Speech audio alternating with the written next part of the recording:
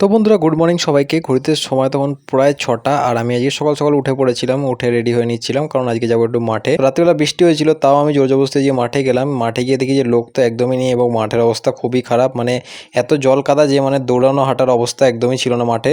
তো যাই হোক, তারপরে মাঠে গেছি যেহেতু, তো সকালে এই গঙ্গার ধারে বসে একটু মেডিটেশন করছিলাম এবং ততক্ষণ আমি একটু বের করে ভিডিও করে নিই। আর এখানে বেশ আমি একাই ছিলাম, তো খুব শান্ত পরিবেশ ছিল, ভালো লাগছিল একদিক থেকে। তো মাঠে যেহেতু দৌড়াতে পারিনি, তো তার জন্য মেডিটেশন করে নিই এবং তারপরে বাড়ি চলে আসি। বাড়ি চলে এসে এইদিকে দেখতেই পাচ্ছ একটা মালকিস ছিল, মালকিসটা তাড়াতাড়ি খেয়ে নিই। খেয়ে সকালে স্নান টান করে তাড়াতাড়ি করে আমি সকালে ব্রেকফাস্ট খেয়ে নিয়েছিলাম, কারণ আজকে সকালে একটু কলেজে যাওয়ার ছিল।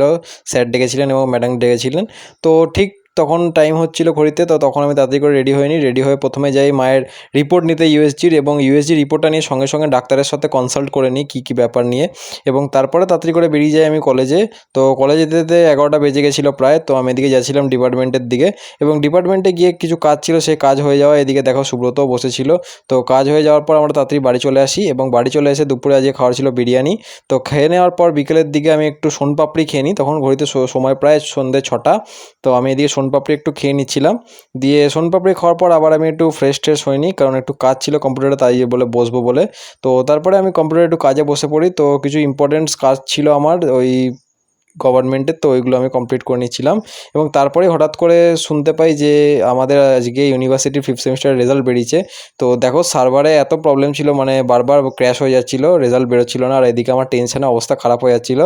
তো মাও চলে এসেছিলো যে রেজাল্ট দেখবে বলে 5th সেমিস্টারে, যে আমাদের রেজাল্টটা। তো আমি মানে এত ভয় পাচ্ছিলাম যে কি বলবো।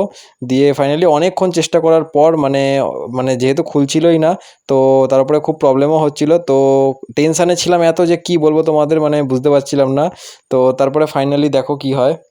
ও ক্লিয়ার কোয়ালিফাইড, হ্যাঁ কোয়ালিফাইড এই যে মন থেকে এত খুশি হচ্ছিল যে কি বলবো, খুব ভালো লাগছিল, এত ভালো লাগছিল রেজাল্ট দেখে যে কি বলবো, মানে প্রায় কান্না করে দেওয়ার মতন মুহূর্ত। মানে দেখো এটা জাস্ট একটা 5th সেমিস্টার রেজাল্ট, তাও একটা মানে আমাদের খুবই আমার জন্য ভ্যালুয়েবল। আর মাও খুব খুশি হয়েছিল আমার ওপর, যেহেতু রেজাল্টটা ভালো হয়েছিল বলে। তো প্রত্যেকটা সেমিস্টারই প্রায় ভালো ভালো রেজাল্ট হচ্ছিল, তো সেই নিয়ে কোনো সমস্যা হয়নি আমার। আর এদিকে আমি দেখাচ্ছিলাম যে আমার রেজাল্টটা কোথায় রয়েছে। তো রেজাল্টটা বেশ সুন্দরই হয়েছে, খারাপ বলবো না। তো ভালো হয়েছে, একদিক দিয়ে ক্লিয়ার হয়ে গেছে। তো এটাই ছিল যে ভিডিওটা ভালো থাকলে লাইক করো এবং চ্যানেলটিকে সাবস্ক্রাইব করো। দেখা হচ্ছে নতুন একটা মিনি ব্লগে। তো ততক্ষণের জন্য টাটা, এবং সবাই সুস্থ থেকো এবং ভালো থেকো।